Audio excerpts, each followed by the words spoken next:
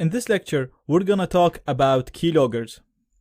A keylogger is a program that runs in the background of the target computer and basically records all key strikes that the target person enters on their computer.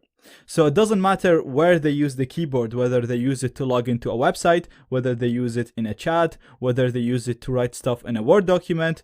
This program will literally just record every key strike that the person types on their keyboard and then send it to you to your email to analyze.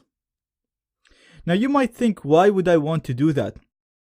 You already know how to create a backdoor, and the backdoor will allow you to gain full control over the target computer, so you'll be able to record all the key strikes, and you'll also be able to do much more because the backdoor basically allows you to do whatever the target person can do. Well, the reason why you might need a keylogger is, first of all, the keyloggers that come with Empire and with Meterpreter store the data on file. They store the data on the computer. Also, for you to be able to read this data, you'll need to come back after a while and connect to this computer through your backdoor and then read the data that these keyloggers have gathered.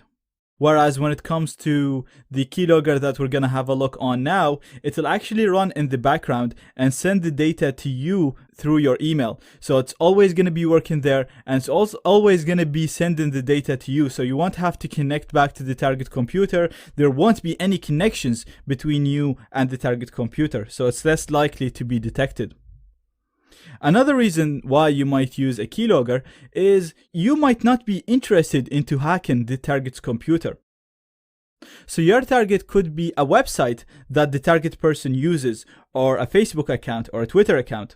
So the target computer is really not useful for you. So there's no point of sending them a backdoor and having connections coming back from that computer to your computer and have all that data getting transferred between you and the target computer, and there's really nothing useful in that computer.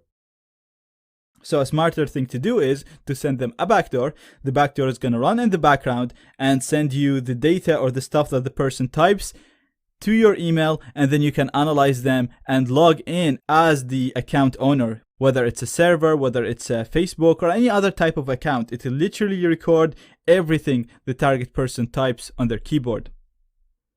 Now, since this is not a programming course, we're going to use a program called Keylogger to generate the keyloggers for us. I've actually made this program myself. If you want to learn how to program your own keylogger, then have a look on my Python course. In that course, you'll learn Python programming from scratch by writing hacking programs. And one of the programs that you'll actually build in that course is Keylogger. Now, the last lecture of this course, the bonus lecture, contains all of the other courses taught by me and a comparison between them. So you can find the Python course in there.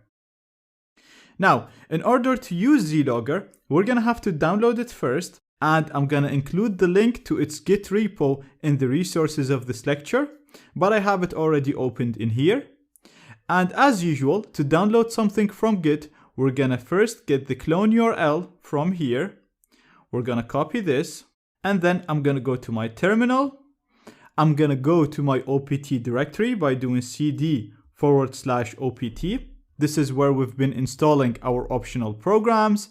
And then we're gonna do git clone and give it the URL of the repo that I want to clone or download. So we've done this command before. All we're doing is we're calling git, we're telling it that we want to clone or download, and this is the URL of the repo that we want to download. I'm gonna hit enter. This will download all the files. And now if I do ls, you'll see I have a new directory called Keylogger. So I can navigate into that using the cd command. And then if we ls in here, you'll see all the files that come with this keylogger. Now the main file for the keylogger is keylogger.py, and I'm going to teach you how to use that in the next lecture. But before we run this file, we need to install all the requirements required by this keylogger. Now I've made this easy and I included a script called install.sh. So this script will automatically install all the needed packages for the keylogger. So all we have to do is type bash, because the script is written in bash, followed by the file name, which is install.sh. I'm gonna hit enter, and this will automatically update my sources and download all the needed packages. Now please be patient with this as well. It might take some time because it's gonna download all the Windows libraries needed to compile Python files to Windows executables. If you ever get a prompt for installing a program, such as what we're getting here for installing Python, just keep going through the prompt and just keep clicking next, next, next, next. Okay, so now as you can see, everything is installed properly.